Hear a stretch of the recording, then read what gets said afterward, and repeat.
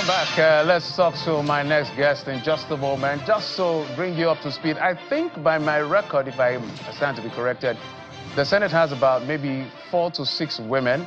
I can remember Natasha Akpoti. I can remember the former deputy governor of Rivers State, Ipalibo, and Senator Ipalibo, with greatest respect. I can remember Senator Reti Kingibe. I can remember, I think those are the ones I remember off my head. But I just at the top of my memory, a couple of other persons, other women. So women haven't really fared. They didn't fare well in the 10th Senate. And sometimes you look at the world and look at Nigeria in terms of politics, the system looks like it's rigged against women. The last office, the highest office a woman has ever attained in Nigeria is the office of the Speaker of the House of Representatives, the elective office. And you understand the circumstances under which she left. I'm talking about Patricia Ete. They've been able to occupy positions such as ministers and done well, you know, the Ngozi Okonjo-Iwealas of this world and the rest. But hey, Ms. Aisha Yesufu is a Senate hopeful. She's picked up a form under the NDC to run for the Senate from the FCT. She is an activist turned politician. Madam Yesufu, thank you so much for coming on the program. Thank you so much for having me. I'm wondering why I can't hear you, but can you hear you, madam? Can you hear me, madam? So much for having me. It's a pleasure being here tonight. Absolutely, a pleasure to see you. Me? So for the records, whenever we see women on our politics show, we're always happy. But you are a familiar face. You don't need any form of introduction. But let me start with a curious question as to the movement. This is perhaps one of the quickest or the fastest form of defection I have ever seen in Nigeria's political history. Correct me if I'm wrong, just few months between ADC to NDC. Before I come to your ambition, why did you choose to move from the ADC? Because I know people who are still in the ADC. There are people who are still in the ADC. My principal had moved, and I'm one person who keeps my word. I had given him my word that definitely wherever he is, I will be there with him. And I believe, of course, because of the fact that he represents the hope that Nigerians are looking for, and anything that needs to be done to ensure that Nigeria has a chance at getting, see what good governance can look like. Every one of us, we have to do the needful to ensure that. We are in times where it is business unusual, and so we have to continue. It's no longer business as usual, and so as it is, we have to do everything legally possible to ensure that Nigeria experiences what good governance, accountability, and transparency can look like. So I'm sure you listened to maybe partly what Mr. Daniel Bwala, the essay to the President on Policy Communication, said just moments ago. In fact, he even mentioned your name in the process of his comment. And talking about Mr. Peter Obi, before I come to your own, for instance, he's talked about, they've accused Mr. Peter Obi of inability to stay in one political party, to fight within that political party, to build people, comparing him maybe to the President of Nigeria, Asiwaju Bola Tinubu. And they've laid this blame on him. Some even call him Rolling Stone. All kinds of names have been ascribed to him. But what do you make of the assertions being made about his not being able to, or not staying in a political party to actively participate in primaries to test his popularity? First of all, there's no right thinking in Nigeria that is going to waste their energy on discussing Daniel Bwala, and I'm really not going to focus on that. I heard when he was calling my name. But I think I will leave him with Mehdi Hassan. That's someone that knows how to deal with people like Daniel Bwala. And so one of the things I would say is that in the case of Nigeria, definitely what we want is good governance, accountability, and transparency, and a place where the lives of Nigeria would matter. And one of the things is that Mr. Peter Obi, since he left government as a governor of Anambra State, has been in opposition. And I can tell you, even the Mr. Tinubu that they talk about, he has been in opposition. When I remember there's a particular tweet of mine that they're very fond of bringing up when I said he's the father of opposition. And yeah, I mean that because he stayed in opposition until he was able to get into office, his party were able to get into office in 2015. But that doesn't mean that he stayed in one party. Definitely, I think, if I'm not mistaken, from the AD to the ACN, some even have some that they put into APC. So that's changing of party. But like I said earlier, For me, my focus really is on discussion that is going to move Nigeria forward. I'm not going to waste my time discussing anything that Daniel Bwala says. I mean, nobody takes Daniel Bwala serious. That's the worst. Yeah, I'm sure he will hear what you said now, and he's going to reply maybe on Twitter or some other place. But let's stay with you for a moment. Let's talk about your ambition. Why you chose to leave activism and decided to get involved in politics. It's a bit curious. Yeah. So one of the things that I realized is that with activism, you understand, I use my constitutional right to be able to talk about issues and point out the problems that we have. And it has gotten to a place from 2018 that I realized that as long as I sit back and just focus on just discussing the problems or pointing out the problems, those who are in office who go in have the constitutional authority. It depends on whether they listen or they don't listen. And what we have in Nigeria is that usually they don't listen. And for me, I'm seeking for constitutional authority to then be able to profile solutions to these problems that I'm looking for. So it's one thing to keep making demands on people who usually don't even bother to listen. And one of the things for me I do realize is the fact that activism and politics, the end results are the same. It is the process to which you get to the end result that differ. Those in activism, it's for the greater good. They make demands. While those in politics, which is also supposed to be for the greater good, they solve that problems looking at those demands. But unfortunately in Nigeria, the Nigerian brand of politics is a politics that is not seen for the greater good, but for a few who think that it should be about their personal interest. So there's a convergence between activism and politics. And by the way, I'm not leaving activism. I'm not leaving advocacy. I'm taking advocacy into politics. And you talk about the National Assembly. That's where the real activism should all be about. We saw the debacle that has been going on within the National Assembly. People just sitting down, changing the rules. The standing rules are just changed anyhow, can be changed by anyway. So it's all about activism. And you find out that when you talk about the legislative arm of government, it is the one that's supposed to be the representation of the people, the people's voices, holding executive accountable, ensuring that people that are nominated before they are confirmed that they are truly people that will work for Nigeria. So there is so much within that. And for me, I'm not leaving advocacy or activism. I'm simply taking advocacy and activism into politics. And outside, yes, I do have a voice, but inside, I'll be able to do a whole lot more in terms of ensuring that the solutions that we need, we get to them. Madam Aisha, politically, are you aware of what you're up against in the FCT? So what am I, like in what sense? The contest that you're getting involved in. Say you get the NDC ticket to represent the party nominated by the party. I think I also understand that Ireti Kingibe, I don't know whether she's contesting, perhaps, let me assume she's contesting, there is that one, the senator, she's still serving. And then there is Philip Aduda, who has been endorsed by the FCT minister, who says he's going to send Senator Ireti packing from the Senate. So how do you want to bulldoze through somebody like Nyesom Wike? That's exactly my straight question.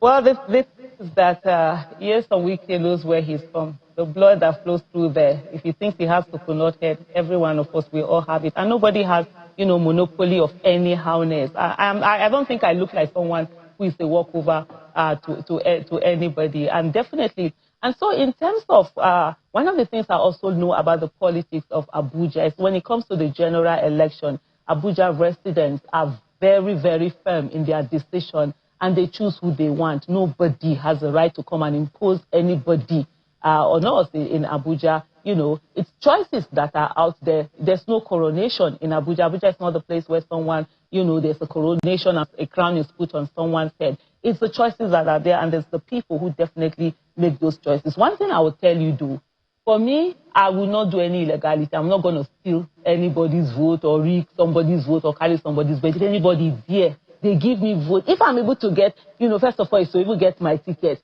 My party, I get able to clinch the ticket. And then we get to general election and somebody says that they are coming to rig the vote that they've given me. We die there that day. That day they will know, say, when they go low, I will go underground. You understand? Like I said earlier, there's no monopoly, to madness or to any howness. But for me, it's about looking at how legislation, we affect, we develop Abuja, and how we can do so much better. I do know there are some issues here and there that have been said by Mr. Wiki, but hey, I'm Aisha Yesufu. I'm not a walkover.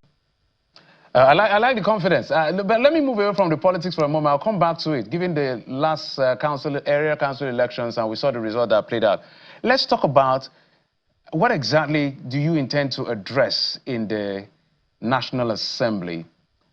Because it's been very challenging. It's a challenging space for women to have expression.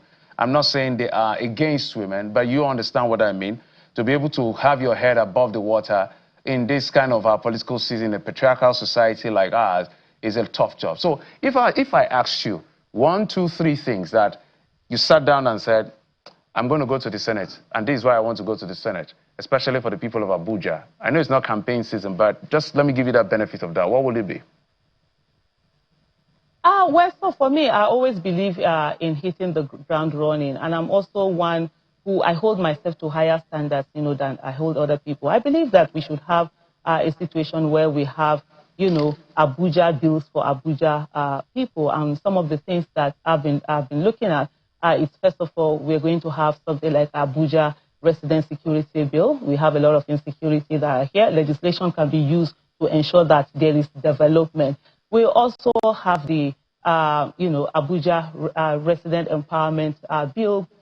We have the Abuja infrastructure bill. We have the Abuja education bill. In terms of this, is where we have a situation where there's disparity in terms of education, children of the poor and children of the rich. There's a way we can legislate and ensure that every child is able to get that education. I know some people will say, oh, this is not justiciable, but there's a way that you're having certain percentage as we go on into the bill to work out the modality of how it will be done to ensure that every child, whether they live in Kwali or they live in Maitama, they are able to get, that education. There's also the FCTA accountability bill that for me is something that I would like to see passed.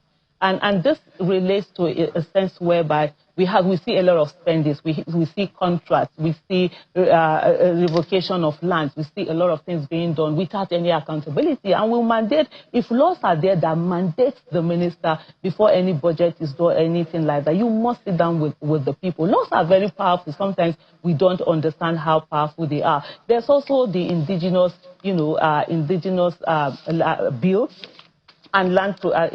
rights and land protection bill that will also be that we've seen a situation whereby people are losing billions of naira. Yes. There are also reports that we've heard. But Aisha, let me comment.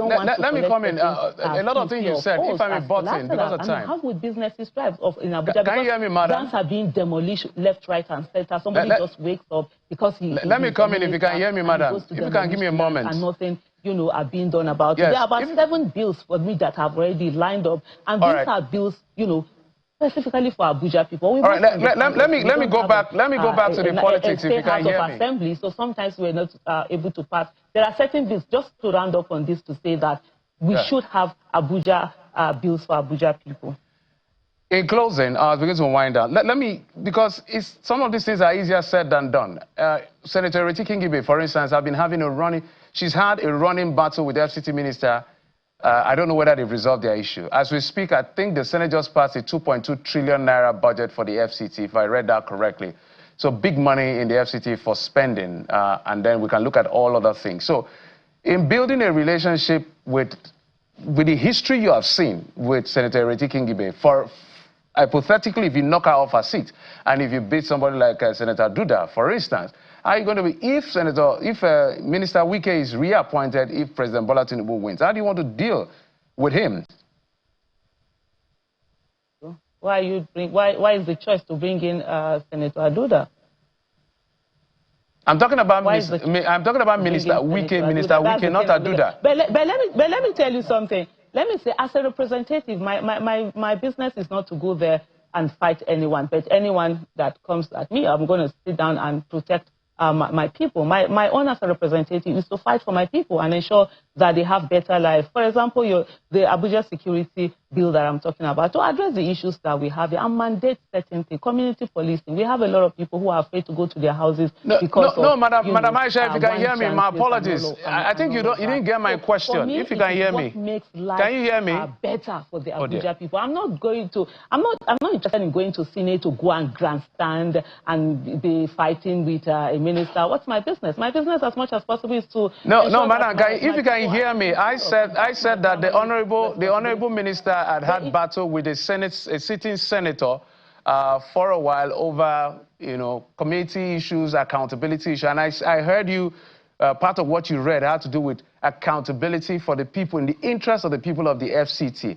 And I'm hypothetically saying, if he returns as minister, given his kind of person, how do you want to approach to be able to hold him to account for the people of the FCT? If you can wrap up that question. To you, I'm looking at a bill, the FCTA Accountability Bill, the Federal Capital Territory Administration Accountability Bill, that then holds, the minister to account. Because right now what you have is that we have a minister of Abuja who has been given unfettered powers, almost limitless power to behave anyhow and do anyhow. But laws can be done, and so that will be with me and at the Senate, at the National Assembly, ensuring that these laws are passed in favor of Abuja people. First of all, remember, we don't elect our own, the executive, the highest executive officer in Abuja. We don't have a mayor. Having a mayor is also one of the things that, for me, I will focus on ensuring if we're able to get laws passed on that, on what's happening that. So if you have a bill, so it doesn't have to do with the minister. It has to do with my fellow, by the grace of God, that will be my fellow lawmakers in passing the bill. If you have a bill, a legislation, you understand, a codified law that limits the powers of the minister in a way that makes him transparent, in a way that makes him accountable to the people, then the minister has to be accountable to the people. We don't have that right now, and that's the problem we are saying. So it's not a minister that passes law. It's my fellow lawmakers, by the grace of God, that will be working together. I thought you'd be asking me, how do I lobby them to... Some of the assertions you've made about him and his person. But I must thank you. Aisha Yesufu, we wish you the very best on your aspiration. Today I decided to play cool and stay with the aspiration because we need to support women. We wish you all of you the very best. Aisha Yesufu is an activist turned politician. Support accountability. You need to support competence. Thank you. Thank you very much. Thank you. I appreciate it. Thank you for coming on the program.